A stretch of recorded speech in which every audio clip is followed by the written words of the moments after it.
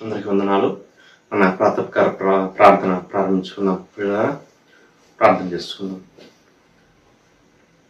పూజనీయుడా, పరిశుద్ధుడా, మహాగణుడ, మహోన్నతుడా, కృపా సత్య సంపూర్ణుడా, దయగల తండ్రి యేసయ్య, మీకే స్తుతులు స్తోత్రాలు వందనాలు ఆచరించుకుంటున్నాడు. ఆయన మీ ప్రేమ కొరకు, మీ కృప కొరకు, మీ జాలి కొరకు, మీ దయ కొరకు, మీ వాత్సల్యత కొరకు మీ స్తోత్రాలు వందనాలు ఆచరించుకుంటున్నాను. ఆయన అన్ని విషయాల్లో మాకు సహాయం చేస్తూ నడిపిస్తున్న విధానం అంతటి కొరకు వందనాలు ఆచరించుకుంటున్నాం. మరొకసారి నాయన దేవా వేకుజామున ఇదిగో తండ్రి అయా మీ పాదములతో మేము చేరి దేవా మీతో సహవాసం చేయడానికి మాకు ఇచ్చినటువంటి గొప్ప ఆధిక్యత కొరకు మీకు స్తోత్రాలు వందనాలు ఆచరించుకుంటున్నాం. మీ ఆత్మశక్తి బలవంతం నింపు ప్రార్థన చేస్తున్నాం. తండ్రి ప్రభా నాయన 91వ కీర్తన మేము చదువుకునే సమయం అంతటిని మా కొరకు దీవించండి, ఆశీర్వదించండి. దేవా మీ వాక్కులు వాగ్దానాలు మా పక్షంగా మీరే నెరవేర్చమని ప్రార్థన చేస్తున్నాం. మీకు స్తోత్రాలు వందనాలు. అలాగే మరి తండ్రి నాయన అయ్యా మీ వాక్యం ద్వారా మీ సేవకుల ద్వారా మీరు మాతో మాట్లాడమని ప్రార్థన చేస్తున్నాం. మీరు మాట్లాడే దేవుడు ఇంటినందుకు మీ స్తోత్రాలు. దేవా మరి తండ్రి నాయన కృప చూపించండి. మేము ఎలానైనా స్వరాన్ని మీరు మాకు వినిపింపజేయమని ప్రార్థన చేస్తున్నాం. మీ వాక్యాన్ని దేవా దాచుకునే మనసు దేవా మరి తండ్రి మెండుగా మీరు మాకు అనుగ్రహించమని ప్రార్థన చేస్తున్నాం. స్తోత్రాలు కృప చూపించండి. చివరి ప్రార్థన ఆశీర్వాదం వరకు మీ సన్నిధి మాకు తోడుగా ఉంచమని ప్రార్థన చేస్తున్నాను. ఆయన దేవా అన్ని విషయాలు మీరు సహాయం చేసి మీ నామానికి మహిమ తెచ్చుకోండి. దేవా ఇచ్చిన ఈ సమయం కొరకు మీ స్తోత్రాలు. ముందు సమయం అంతటి మా కొరకు దీవించమని యేసయ్య నామములో స్తుతించి ప్రార్థన చేసి అడిగి వేడుకుంటున్నాం పరలోకపు తండ్రి. ఆమేన్. 91వ కీర్తన చదువుకుందాం పిల్లరా. మహోన్నతుని చాటున నివసించువాడే సర్వశక్తి నేడును విశ్రమించువాడు. మహోన్నతుని చాటున నివసించువాడే సర్వశక్తి నేడును విశ్రమించువాడు. ఆయనే నాకు ఆశ్రయము, నా కోట, నేను నమ్ముకున్న దేవుడని నేను యెహోవాను గూర్చి చెప్తున్నాను. ఆయనే నాకు ఆశ్రయము, నా కోట, నేను నమ్ముకున్న నా దేవుడని నేను యెహోవాను గురించి చెప్పుచున్నాను. వేటకాని ఊరిలో నుండి ఆయన నిన్ను విడిపించును, నాశనకరమైన తెగులు రాకుండా నిన్ను రక్షించును. వేటకాని ఊరిలో నుండి ఆయన నిన్ను విడిపించును, నాశనకరమైన తెగులు రాకుండా నిన్ను రక్షించును. ఆయన తన రెక్కలతో నిన్ను కప్పును, ఆయన రెక్కల క్రింద నీకు ఆశ్రయం కలుగును. ఆయన సత్యము కేడుమును డాలునై ఉన్నది. ఆయన తన రెక్కలతో నిన్ను కప్పును, ఆయన రెక్కల కింద నీకు ఆశ్రయం కలుగును. ఆయన సత్యము కేడమును డాలునై ఉన్నది. రాత్రి వేళ కలుగు భయమునకైనను, పగటి వేళ ఎగురు బాణమునకైనను, రాత్రి వేళ కలుగు భయమునకైనను, పగటి వేళ ఎగురు బాణమునకైనను, చీకటిలో సంచరించు తెగులునకైనను, మధ్యాహ్నం ముందు పాడు చేయు రోగమునకైనను నీవు భయపడుకుందువు. చీకటిలో సంచరించి తెగులకైనను, మధ్యాహ్నం మందు పాడు చేయ రోగమునకైనను నీవు భయపడుకుందువు. నీ ప్రక్కన 1000 మంది పడినను, నీ కుడి పక్కన 10,000 మంది కూడినను అపాయం నీ ఎదుకు రాదు. నీ ప్రక్కన 1000 మంది పడినను, నీ కుడి ప్రక్కన 10,000 మంది కూడినను అపాయం నీ ఎదుకు రాదు. నీవు కన్నులారా చూచుచుండగా భక్తిహీనులకు ప్రతిఫలం కలుగును.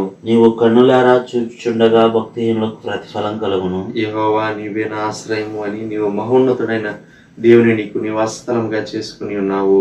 యెహోవా నీవే నా ఆశ్రయము అని నీవు మహోన్నతుడైన దేవుని నీకు నివాస స్థలముగా చేసుకుని ఉన్నావు. నీకు అపాయం ఏమీ రాదు, ఏ తెగులును నీ గుడారము సమీపించదు. నీకు అపాయం ఏమీ రాదు, ఏ తెగులును నీ గుడారం సమీపించదు.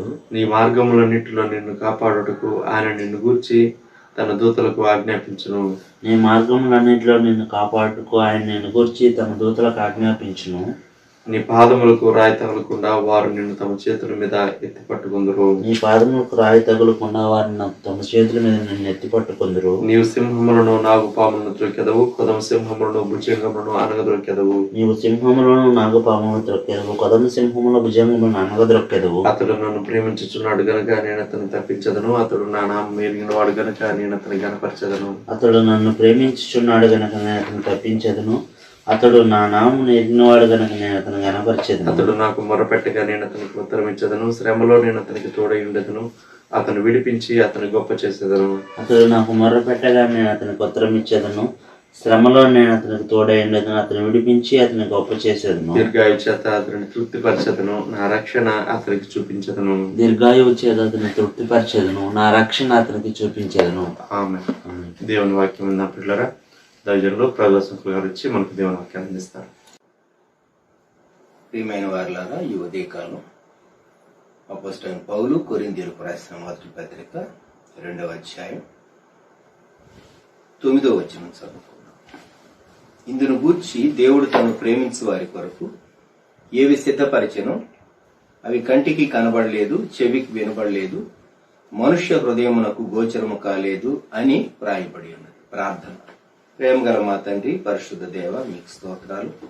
ఈ ప్రాతకాల ధ్యానం మా కొరకు ఆశీర్వదించి దీవించి మీ వాక్యం ద్వారా మమ్మలను బలపరచమని వీరు చేసి మీ బిడ్డలను, వారి కుటుంబాలను, వారి ఆప్తులు, వారి అంశాలు మీకు అప్పగిస్తూ ఈ సమయం మా కొరకు దీవించమని, వాక్యమై ఉన్నటువంటి మా కొరకు శిలువలో ప్రాణం పెట్టి తిరిగి లేచి పునరుద్ధరణుడైన సజీవుడైన యేసుక్రీస్తు ప్రభు శక్తిగల నామములో ప్రార్థిస్తున్నాం తండ్రి, ఆమేన్. పౌలు భక్తుడు కొరింథీ సంఘానికి వ్రాసినటువంటి ఈ భాగం బ్యాక్గ్రౌండ్ మనం యెషయా గ్రంథంలోనికి వెళ్ళాలి. యెషయా గ్రంథం 64వ అధ్యాయం 4వ వచనంలో ఇలాగూ రాయబడి ఉన్నది. యెషయా గ్రంథం 64వ అధ్యాయం 4వ వచనం, తన కొరకు కనిపెట్టు అనే విషయమై నీవు తప్ప తన కార్యము సఫలము చేయు మరి ఏ దేవునిని ఎవడును ఏ కాలమున చూచి ఉండలేదు. అట్టి దేవుడు కలడన్న సమాచారము మనుష్యులకు వినబడలేదు. అట్టి సంగతి వారికి తెలిసి ఉండలేదు. అలాగే ఇదే యెషయా గ్రంథంలో 65వ అధ్యాయం 17వ వచనం, ఇదిగో నేను క్రొత్త ఆకాశమును క్రొత్త భూమిని సృజించుచున్నాను, మునుపటివి మరువబడును, జ్ఞాపకమునకు రావు. ఈ రెండు భాగాలను ఆధారం చేసుకుని మరి విశేషంగా 64:4 పౌలు భక్తుడు కొరింథీ సంఘానికి వ్రాస్తూ దేవుని ప్రేమించేటటువంటి వారి కొరకు, దేవుని సన్నిధానంలో కనిపెట్టేటటువంటి వారి కొరకు, వేచి ఉండేటటువంటి వారి కొరకు, వారి కార్యాలను సఫలం చేసేటటువంటి దేవుడు మాత్రమే కాదు, ఆయన ఎటువంటి వాడు,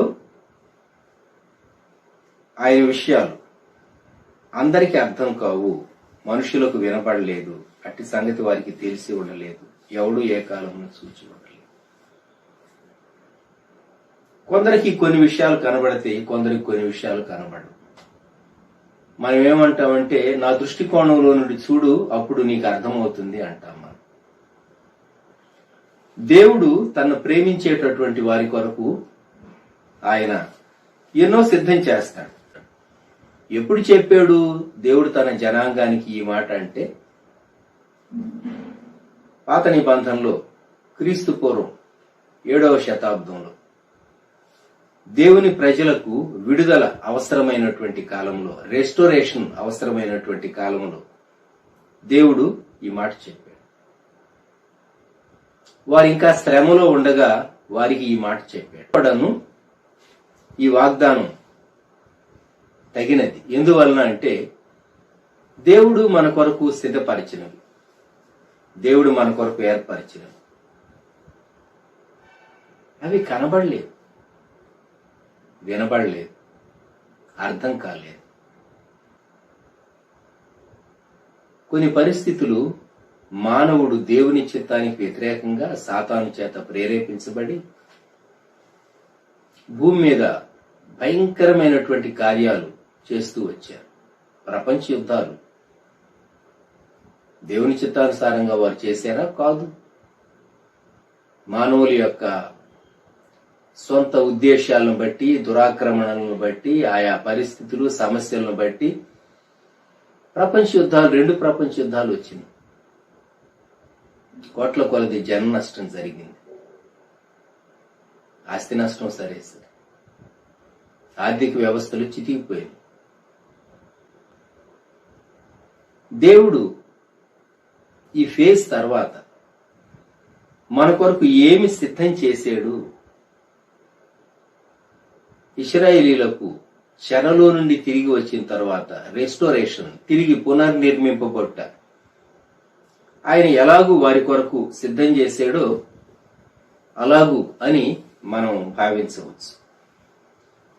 1 కొరింథీ 2:9 గూర్చి దేవుడు తను ప్రేమించి వారికి సిద్ధపరిచినవని కొందరు ఈ భాగాన్ని తీసుకుని ఏమనుకుంటారంటే, పరలోకంలోకి వెళ్ళినప్పుడు 65:17 ప్రకారం అంతా క్రొత్తమే, అంతా క్రొత్తది, అంతా నూతనమే, అంతా అద్భుతంగా ఉంటుంది. పరలోకాన్ని గూర్చి, నిత్యత్వాన్ని గూర్చి, నిత్యత్వంలో మనిషి ఉండబోయేటటువంటి దాని గూర్చి ఈ భాగం చెప్పబడింది అని కొందరు తలంచుతూ ఉంటారు. అయితే భూమి మీద దేవుని భక్తులైన వారు, విశ్వాసులైనటువంటి వారు అనుభవింపబోయేటటువంటి దాన్ని గురించి మరి విశేషంగా ఈ భాగము కోట్ చేయబడింది అని మనం గుర్తుంచుకోవాలి. ఈ 1 కొరింథీ 2:9 పైన ఆ తర్వాత క్రింద ఆ కాంటెక్స్ట్ మనం గమనిస్తే 7వ వచనం నుండి దేవుని జ్ఞానము మర్మమైనట్టుగా బోధించుచున్నాము, ఈ జ్ఞానము మరుగై ఉండెను, జగదుత్పత్తికి ముందుగానే దీనిని దేవుడు తన మహిమ నిమిత్తము నియమించెను. 10వ వచనంలో మనకైతే దేవుడు వాటిని తన ఆత్మ వలన బయలుపరిచి ఉన్నాడు. 11వ వచనం ఒక మనుష్యుని సంగతులు అతనిలోనున్న మనుష్యాత్మకే గాని మనుషుల్లో మరి ఎవనికి తెలియను, అలాగే దేవుని సంగతులు దేవుని ఆత్మకే గాని మరి ఎవనికి తెలియదు.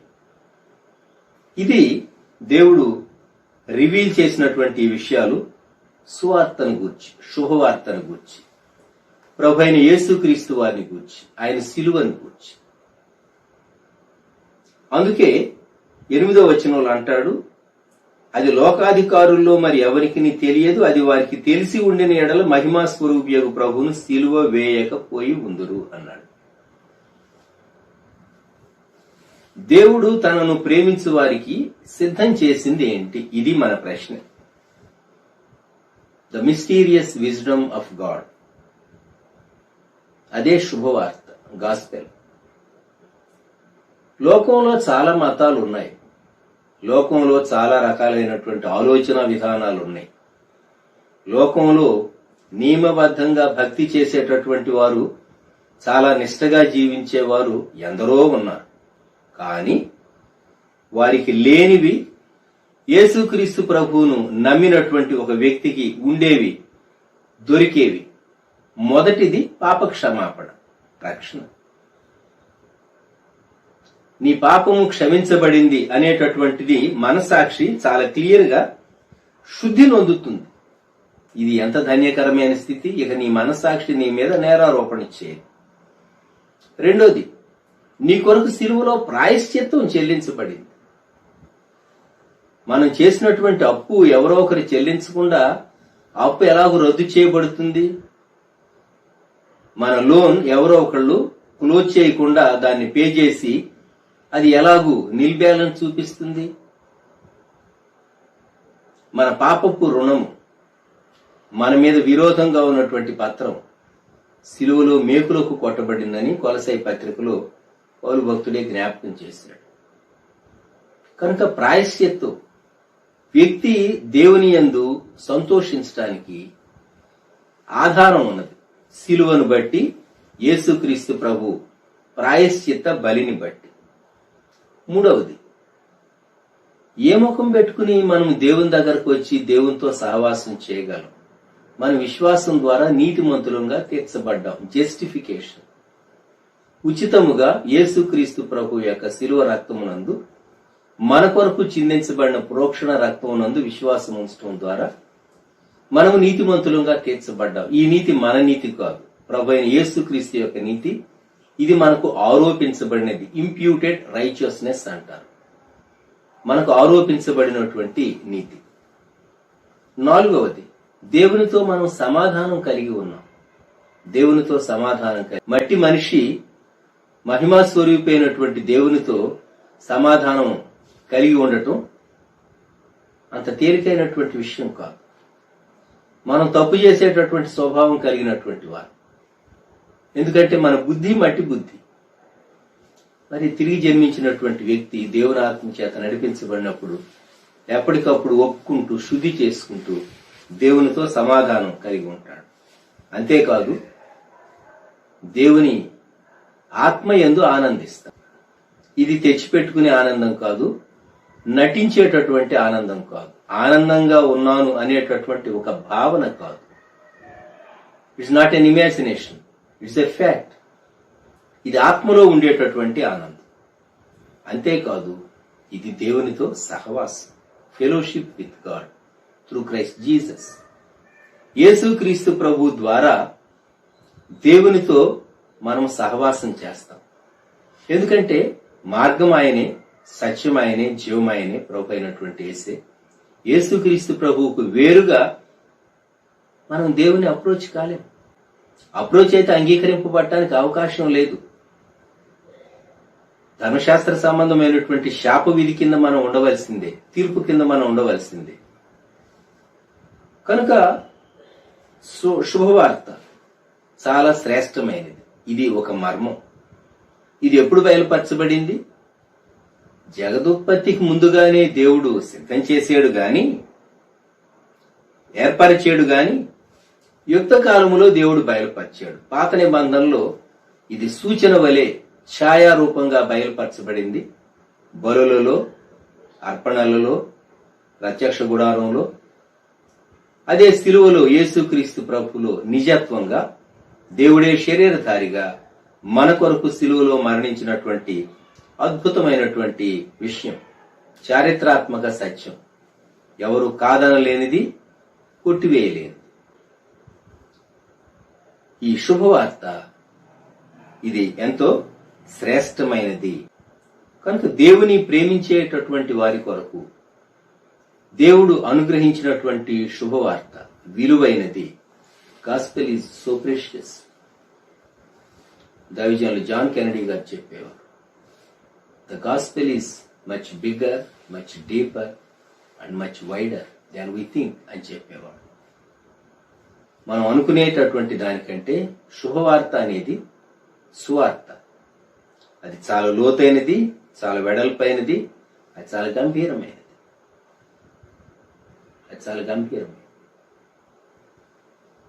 కనుక దేవుడు ఆయనను ప్రేమించేటటువంటి వారి కొరకు సిద్ధపరిచినవి శ్రేష్టమైనవి. ఒక పర్యాయం మిషిగన్ మహానగరంలో, అమెరికాలో అంకుల్ జాన్సన్ అనేవారు ఉండేవారట. దాదాపు 120 సంవత్సరాల వరకు బ్రతికినటువంటి వృద్ధుడు ఆయన. ఆయన ఎప్పుడు పాటలు పాడుకుంటూ ఉండేవాడట. ఒకరోజు వాళ్ళ పాస్టర్ గారు ఆ ప్రక్కనే వెళుతూ ఉన్నాడు. ఈయనేమో గట్టిగా సంతోషంగా పాటలు పాడుతూ ఉన్నాడు, అంకుల్ జాన్సన్. అప్పుడు పాస్టర్ గారు దగ్గరలో ఆయనకు వినబడేటటువంటి స్థాయిలో స్వరం పెంచి, ఏమండి జాన్సన్ గారు, చాలా హ్యాపీగా పాటలు పాడుతున్నారు, ఏంటి సంగతి అన్నాడు. ఈయన అన్నాడంట, మొక్కలు తింటేనే ఇంత రుచిగా ఉంది, మొత్తం రొట్టెంతా తింటే ఇంకెంత బాగుంటుంది. భూమి మీద ఉన్నటువంటి కాలంలో యేసుక్రీస్తు ప్రభువులో ఉన్న సంతోషం, ఆనందం అదే ఎంతో పట్టజాలనంతగా ఉన్నది. నేను త్వరలో ప్రభువును కలుసుకోవటానికి వెళ్తాను. అప్పటికి ఆయన వయసు 120. ఇది జరిగిన యథార్థ సంఘటన. కనుక నేను ప్రభువును కలుసుకోవటానికి వెళ్ళినప్పుడు ఇంకెంత సంతోషం నాకుంటుంది అని చెప్పేసేసి ఆయన అన్నాడట. కనుక ముక్కలే ఇంత టేస్టీగా ఉంటే కంప్లీట్ బ్రెడ్ నేను అనుభవించినప్పుడు, భుజించినప్పుడు ఎంత చక్కగా ఉంటుంది. అవును, మహిమలో దేవుడు ఎన్నో సిద్ధం చేశాడు ఆయన ప్రేమించిన వారి కొరకు. మనం మహిమలో, నిత్యత్వంలో, పరలోకంలో దేవుడు సిద్ధపరిచిన వాటిని గురించి మనం ఇప్పుడు సంభాషించడం లేదు. భూమి మీద దేవుడు తనను ప్రేమించినటువంటి వారి కొరకు సిద్ధపరిచినవి కంటికి కనబడలేదు, చెవికి వినబడలేదు, హృదయానికి గోచరం కాలేదు అని చెప్పబడింది. పాత నిబంధనలో నుండే, ఆది కాండంలో నుండి, నిర్గమకాండంలో నుండి, నూతన నిబంధనలో నుండి 3 విషయాలు మీ దృష్టికి నేను తీసుకుని వస్తాను. ఆది కాండం 22వ అధ్యాయం. అబ్రహాము తన కుమారునితో మోరియా పర్వతం ఎక్కుతూ ఉన్నాడు. ఆది కాండం 22వ అధ్యాయం.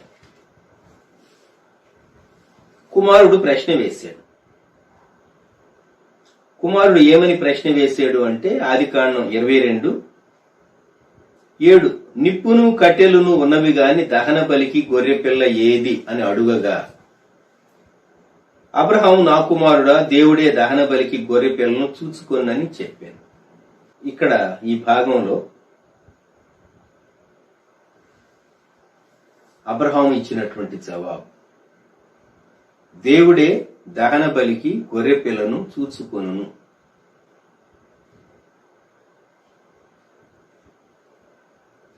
మీరు ఎప్పుడైనా ఎవరు బకరా దొరకలేదా అని అంటూ ఉంటారు, ఒక ఫ్రేజ్. హైదరాబాద్లో ఎక్కువ ఈ ఫ్రేజ్ వాడుతూ ఉంటారు. పేపర్లో కూడా చదువుతూ ఉంటారు, పలాని వ్యక్తిని బకరా చేశారు అని. దాని బ్యాక్గ్రౌండ్ చెప్తాను మీకు. ఆదికాండం 22లో అబ్రహాము ఇస్సాకుతో వెళ్ళాడు, చివరకు పొట్టేలును అర్పించాడు. ఇది బైబిల్ చెప్పేటటువంటి విషయం. ఇక్కడ దేవుడు చూచుకున్నాడు. దేవుడే దహన బలికి గొర్రె పిల్లను చూచుకున్నాడు. దేవుడే దహన బలికి గొర్రె పిల్లను చూచుకున్నాడు. అంత ఎత్తైనటువంటి ఆ మోరియా పర్వతం పైన కొమ్ములు పొదలు తగులుకొని ఉన్నటువంటి పొట్టేలు ఎలాగూ ఉండటం సాధ్యమైంది. సరిగ్గా అదే సమయానికి దేవుడు ఎలా తీసుకుని వచ్చాడు? That is God's wonderful providence. Abraham దేవుని విశ్వసించి, నేను నా కుమారుణ్ణి అర్పించినా సరే మృతుల్లో నుండి తిరిగి వస్తాడు అనేటటువంటి విశ్వాసంతో అబ్రహాము తన కుమారుణ్ణి అర్పించడానికి కత్తెత్తాడు. చూచారా? దేవుడు ఆయనను ప్రేమించేటటువంటి వారి కొరకు ఏది ప్రొవైడ్ చేయాలో ఆయన ఎరిగినటువంటి దేవుడు. నిర్గమకాండం 16వ అధ్యాయం. ఇశ్రాయేలీలు ఈజిప్ట్ నుంచి బయటకు వచ్చారు. ఈజిప్ట్ నుండి బయటకు వచ్చిన తర్వాత వారికి మాంసం జ్ఞాపకం వచ్చింది. వారు మనలాంటి వారే కదా.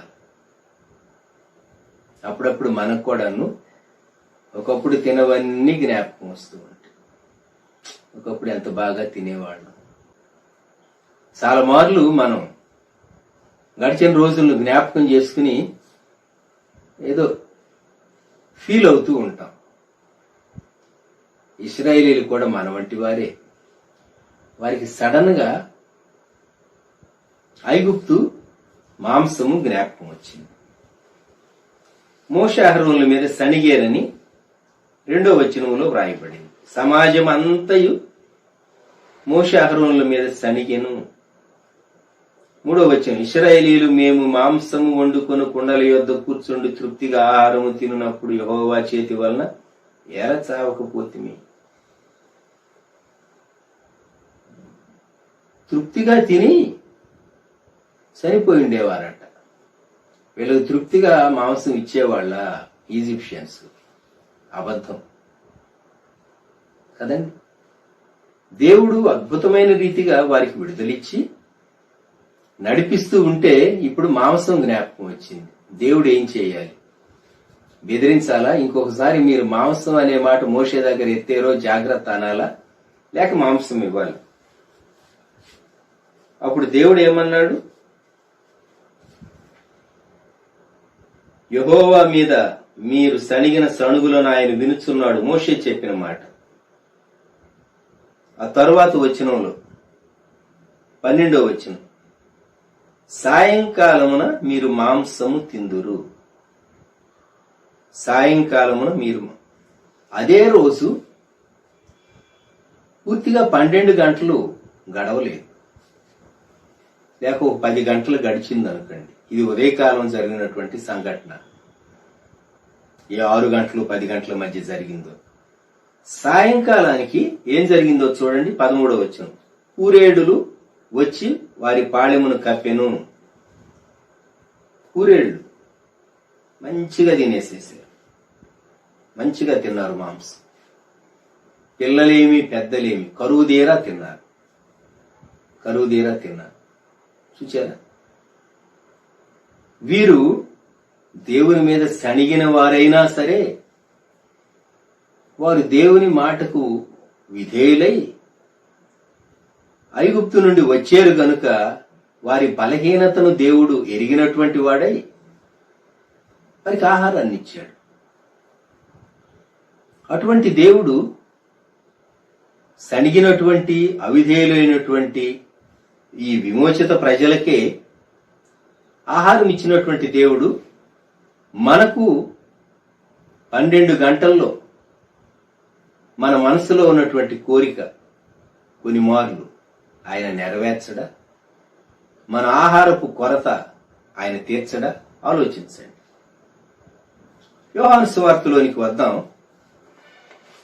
21వ అధ్యాయం. యేసుక్రీస్తు ప్రభు పునరుద్ధానుడై తిరిగి లేచాడు. అయితే విచారకరమైన స్థితి, శిష్యులు చేపలు పట్టడానికి తమ మొదటి వృత్తిలోనికి, పాత జీవితంలోనికి వెళ్లిపోయారు. రాత్రంతా చేపలు పట్టడానికి ప్రయత్నం చేశారు.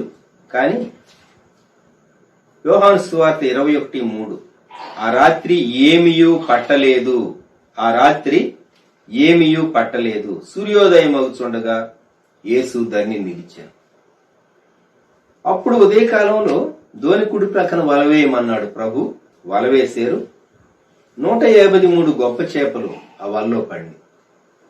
ఉదయకాలం ఎప్పుడు చేపలు వలలో పడవు, గొప్ప చేపలు మరెన్నడూ పడవు. అది సమయం కానే కాదు.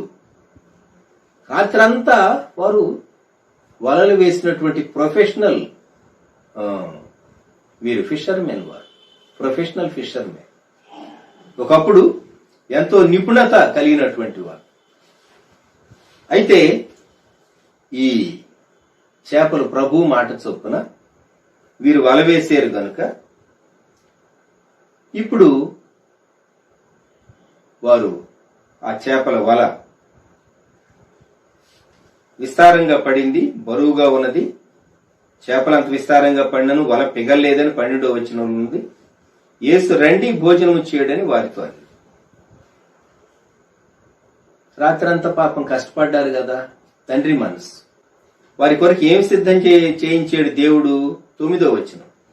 వారు దిగి దరికి రాగానే అక్కడ నిప్పులను, వాటి మీద ఉంచబడిన చేపలను, రొట్టెయు కనబడి. ఎంత చక్కని ఆహారం! ఎవరు సిద్ధం చేశారు? దేవదూతలే అనుకోండి. దేవుడు వారి కొరకు సిద్ధపరిచినటువంటి ఆహారం. దేవుడు నీకేది అవసరమో, నీకెప్పుడు అవసరమో, నీవు ఒకవేళ అలసిపోయి కృంగిపోయి నిరాశలోనికి వెళ్ళినటువంటి వ్యక్తివైనా సరే, దేవుడు నిన్ను తిరిగి రెస్టోర్ చేస్తాడు. దేవుడు నీ కొరకు సిద్ధం చేసినవి ఎప్పుడు కనబడితే, ఎప్పుడు వినబడితే, ఎప్పుడు గోచరమవుతాయి, ఎప్పుడు అవసరమో అప్పుడు కనబడతాయి, ఎప్పుడు అవసరమో అప్పుడు వినబడతాయి, ఎప్పుడు నీకు గ్రాహ్యం కావాలో వాటిని దేవుడు అప్పుడు గ్రాహ్యపరుస్తాడు. ఇది మనము జ్ఞాపకం పెట్టుకోవాలి. మన బాధ్యత ఏంటి? నీవు దేవుని ప్రేమించాలి. నీ పూర్ణ హృదయంతో నీవు ప్రభువుని ప్రేమించాలి. మనం అంటాం, దేవుడు మనకు అనుగ్రహిస్తే నేను ఎందుకు ప్రేమించనండి? నేను అడిగినవన్నీ ఇస్తూ ఉంటే నేను ప్రేమించకుండా ఉంటానా? నీవు అడిగినవి ఇచ్చినా ఇవ్వకపోయినా నీవు దేవుని ప్రేమించాలి. కొన్ని మార్లు నీవు అడిగేవు, అది దేవుని సమయం కాదు కనుక దేవుడు అప్పుడు ఇవ్వడు. ఇవ్వనంత మాత్రం చేత ఆ సమయంలో దేవుడు ఇక ఎన్నటికీ ఇవ్వడానికి కాదు దాని అర్థం. అది దేవుని సమయం కాదు. God's timing is different. మనం మన జ్ఞానం చొప్పున ఇదే సమయం, ఇప్పుడే ఇవ్వాలి, ఇప్పుడే కావాలి, ఇప్పుడే నెరవేరాలి అని చెప్పేసేసి మనం ఉద్దేశిస్తూ ఉంటాం. గమనించండి, దేవునికి టైమింగ్ ఉంటుంది. God's timing. ఇప్పుడు మనం ఎన్నో శరీర సంబంధమైనటువంటి అక్కర్లు కలిగినటువంటి వారు, ఆత్మ సంబంధమైనటువంటి అక్కర్లు కలిగినటువంటి వారు. అంతేకాదు ఈ సమస్యలన్నీ, ఈ పరిస్థితులన్నిటిలో నుంచి మనం వెళుతూ ఉండగా మన ఆత్మీయ జీవితానికి ఎంతో నరిష్మెంట్ కావాలి. దేవుడు అనుగ్రహించడానికి సాలినటువంటి వాడు. న్యాయాధిపతుల గ్రంథములో నుండి, సంసోను జీవితంలో నుండి ఒక సంఘటన మనం జ్ఞాపకం చేసుకుందాం. న్యాయాధిపతుల గ్రంథం 15వ అధ్యాయంలో సంసోను జీవితంలో నుండి ఒక సంఘటన. న్యాయాధిపతులు 15:15, జడ్జెస్ 15:15. అతడు గాడిద యొక్క పచ్చి దవడ ఎముకను కనుగొని చేయి చాపి పట్టుకొని దాని చేత 1000 మంది మనుషులను చంపాను, ఫిలిస్తీయులను చంపాడు. లేహి ఆ స్థలంలో తాను వారిని చంపి 2 కుప్పలు వేశాడు. ఆ చోటికి 17వ వచనం, రామత్ లేహి అనగా దవడ కొండ అని పేరు పెట్టబడింది. న్యాయాధిపతులు 15:18. అప్పుడు అతడు మిక్కిలి దప్పిగొనినందున యెహోవాకు మొర్రపెట్టి, నీవు నీ సేవకుని చేతి వలన ఈ గొప్ప రక్షణను దయచేసిన తరువాత నేనిప్పుడు దప్పి చేతను చచ్చి సున్నతి పొందని వారి చేతిలోనికి పడవలెనా అని వేడుకొనగా, ఇప్పుడు వచ్చినటువంటి సమస్య, చాలా దప్పిగొనున్నాడు. కనుచూపు మేరలో నీరు కనబట్టలేదు. బాగా అలసిపోయాడు. ఇక చనిపోతాడేమో. చనిపోతే తన శవాన్ని ఫిలిస్తీయులు ఏం చేస్తారు చూచారా? 19వ వచనం, దేవుడు లేహీలోనున్న ఒక గోతిని చీల్చెను, దాని నుండి నీళ్లు బయలుదేరాను. దేవుడే చీల్చాడు. అది అంతకు మునుపు నీరు లేని గోయి. ఆ గోతిలో నుండి నీరు ఉబికింది. అతడు త్రాగిన తరువాత ప్రాణము తెప్పరిల్లి బ్రతికెను. కాబట్టి దాని పేరు నేటి వరకు ఎన్హక్కోరే అనబడెను. అది లేహీలో ఉన్నది. ఎన్హక్కోరే అంటే క్రింద ఫుట్నోట్లో పిలిచిన వాని ఓట. దేవుడు ఎవరినైతే యేసుక్రీస్తు ప్రభువులో పిలిచాడో, పిలిచినటువంటి వారు సొమ్మసిల్లినప్పుడు, అలసినప్పుడు, జీవిత సమస్యలతో పోరాడి, దేవా నేను బలహీనుడుగా ఉన్నాను, నన్ను కనికరించు, కృప చూపించు, మరణపు అంచుల్లోనికి నేను వచ్చి వేసాను అని దేవుని వైపు చూచినప్పుడు దేవుడు అక్కడ గోతిని చీల్చి నీళ్లు బయలుదేరేటట్లుగా చేసి ప్రాణాన్ని తెప్పరిల్ల చేసినటువంటి దేవుడు నీ ప్రాణాన్ని తెప్పరిల్ల చేస్తాడు. దేవుడు నిన్ను ప్రేమిస్తున్నాడు. నీ విధి నా విధి, మనము దేవుని ప్రేమించాలి. దేవుని ప్రేమించేటటువంటి వారి కొరకు భూమి మీద ఆయన సిద్ధపరిచినవి కంటికి కనబడలేదు, చెవికి వినబడలేదు, హృదయమున గోచరం కాలేదు. ఆ సమయం వచ్చినప్పుడే కనబడద్ది, ఆ సమయం వచ్చినప్పుడే వినబడద్ది, ఆ సమయం వచ్చినప్పుడే అర్థమవుద్ది. మిగిలినప్పుడు అది అన్సాల్వ్డ్ క్వశ్చన్ లాగా ఉంటుంది, మిస్టరీ లాగా ఉంటుంది. వాస్తవంగా శుభవార్త, గాస్పెల్ అనేది బయట వాళ్లకు అది అర్థం కానటువంటిది. కానీ యేసుక్రీస్తు ప్రభువులో ఉన్నటువంటి వారికి శుభవార్త దేవుని సన్నిధికి మనల్ని తీసుకుని వచ్చి మనల్ని బలపరిచి నడిపించింది. ఈ ప్రాతకాల సమయంలో ప్రభు సన్నిధానంలో ఈ వాక్య సందేశం వినేటటువంటి దేవుని బిడ్డలైనటువంటి మీకు నేను జ్ఞాపకం చేయగోరేది, ఈ శ్రమానుభవం తరువాత సంసోను యుద్ధం చేసిన తరువాత సంసోనుకు దేవుడు సేద తీర్చబడటానికి ప్రొవిజన్ ఇచ్చినట్టు మనకు దేవుడు ప్రొవిజన్ అనుగ్రహిస్తాడు. దేవుడే సిద్ధపరుస్తాడు. అలాగే వెనుకకు జారినటువంటి తన శిష్యులను తిరిగి రెస్టోర్ చేయటానికి కఠినంగా మాట్లాడి ఉండొచ్చు, కానీ ప్రేమతో మాట్లాడి వారి కొరకు, వారు ఏ చేపల కొరకు వెళ్ళారో సమృద్ధి అయినటువంటి క్యాచ్ 153 గొప్ప చేపలు. 153 గొప్ప చేపలు. కొందరు భక్తులు ఏమంటారంటే, మనం దేవుని స్తుతించడానికి 153 కారణాలైన వెతుక్కుంటే చాలా మంచిది అంటారు. 153 రీజన్స్ దేవుని స్తుతించడానికి. ఆ చేపల వలలో విస్తారంగా పడినటువంటి చేపలు లెక్క వేయబడినవి. లెక్కలేనని చేపలు కాదు, 153, 153 పెద్ద చేపలు. మనం మన జీవితంలో దేవుడు మనకు రానిచ్చినటువంటి పరిస్థితులన్నింటిలో ప్రియప్రభ, ఇశ్రాయేలీయులు శ్రమలో ఉన్నప్పుడు యెషయా గ్రంథంలో చెప్పబడినటువంటి మాట 64:4 మరొకసారి మనము జ్ఞాపకం చేసుకుందాం. 4వ వచనం, తన కొరకు కనిపెట్టు వాని విషయమై నీవు తప్ప తన కార్యము సఫలము చేయు మరి ఏ దేవునిని ఎవడూ ఏ కాలమున చూచి ఉండలేదు. అట్టి దేవుడు కలడన్న సమాచారం మనుషులకు వినబడలేదు. అట్టి సంగతి వారికి తెలిసి ఉండలేదు. దేవుడు ఎట్టివాడు, మన దేవుడు ఎట్టివాడు 64, 65 అధ్యాయాల్లో చాలా స్పష్టంగా వ్రాయబడింది. ఆయన ప్రేమించేటటువంటి వారి కొరకు వారి పనులను సఫలం చేసేటటువంటి దేవుడు. ఈ ఉదయకాలం మనం ప్రభు వైపు చూస్తూ, ప్రభు ముందున్నటువంటి దినాల్లో నీవు మా కొరకు సిద్ధపరిచినవన్నీ మేము స్వతంత్రించుకోవటానికి, మేము అనుభవించడానికి మమ్మల్ని సిద్ధపరచు. నీ కృప దయచి, మాకు సహాయం దయచి. కంటికి కనబడనివి కంటికి కనబడేటట్టు, చెవికి వినబడనివి వినబడేటట్టు, హృదయానికి అర్థం కానివి గోచరం కానివి మనోనేత్రాలకు కనబడేటట్టు, దేవుడే ఏ సమయానికి ఏది అవసరమో ముందున్నటువంటి దినాల్లో మనకు సమృద్ధిగా అనుగ్రహించి మనల్ని బలపరచాలి అని కోరుకుందాం, ప్రార్థన చేసుకుందాం.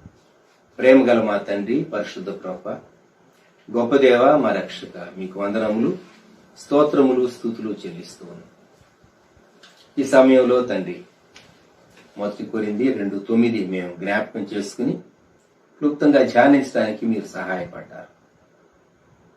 మేము మిమ్మలను ప్రేమించేటటువంటి వారంగా, సిలువలో మా కొరకు రుజువుపరచబడినటువంటి దేవుని ప్రేమ స్వరూపైనటువంటి ప్రభువైన యేసుక్రీస్తును, ఆయన రక్షణను, ఆయన రక్తమును అంగీకరించి ఆయన విలువైన రక్షణను పొందినటువంటి వారంగాను మేము మీకు అప్పగించుకుంటూ ఉన్నాం.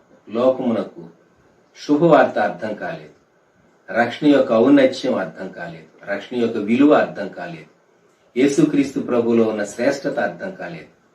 మీ కృపను బట్టి మాకైతే అర్థమయ్యేటటువంటి భాగ్యం మీరు మాకు ఇచ్చారు. అయితే భూమి మీద మేము జీవించే కాలంలో సహా మాకు అవసరమైన ప్రతిదీ మీరిచ్చి మమ్మలను బలపరిచే మంచి దేవుడుగా మీరున్నందుకు స్తోత్రాలు. యెహోవా ఈరే అని ఆదికాండం 22వ అధ్యాయంలో మీరు రుజువుపరుచుకున్నారు. అలా నిర్గమకాండంలో వారు మాంసం కోరుకున్నప్పుడు పూరేళ్లు పంపించి వారికి సమృద్ధి మాంసం ఇచ్చారు. ఆ పిదప వారికి మన్నాను మీరు అనుగ్రహించారు. అలాగే మీ శిష్యులు వెనుకకు జారిపోయినప్పుడు సహా వారిని ఎంతో ప్రేమతో రెస్టోర్ చేసి వారికి విస్తారమైనటువంటి చేపలు ఇవ్వటమే కాక చక్కని భోజనం వారి కొరకు మీరు సిద్ధం చేసి దసినటువంటి వారి దేహాలను బలపరిచారు. వారి ఆత్మలను తిరిగి మీరు రెస్టోర్ చేసినందుకు, ఉజ్జీవింపు చేసినందుకు స్తోత్రాలు. అలాగే శాంసన్ బహుగా యుద్ధం చేసి అలసిపోయి దప్పిపోయి మరణం అంచుల్లో ఉన్నప్పుడు తన కొరకు గోతిని చీల్చినటువంటి దేవుడుగా పిలిచిన వారి ఓట అని ఎన్హక్కోరే మీరు జ్ఞాపకం చేసినందుకు స్తోత్రాలు. ప్రియప్రభ, ఈ సమయంలో మేము మీ వాక్యం ద్వారా హెచ్చరిక పొందుతూ ఉన్నాం. మమ్మలను బలపరచండి, ఆశీర్వదించండి. మీ సన్నిధి తోడుగా ఉంచి సహాయం చేసి మహిమను పొందుమని యేసుక్రీస్తు ప్రభువారి శ్రేష్టమైన నామములో ప్రార్థించి స్తుతించి వేడుచున్నాము తండ్రి. ఆమేన్. మన ప్రభువైన యేసుక్రీస్తు వారి కృప, దేవుని ప్రేమ, పరిశుద్ధాత్మని అన్యోన్య సహవాసం సదాకాలం సంఘమునకు తోడై ఉండును గాక. ఆమేన్.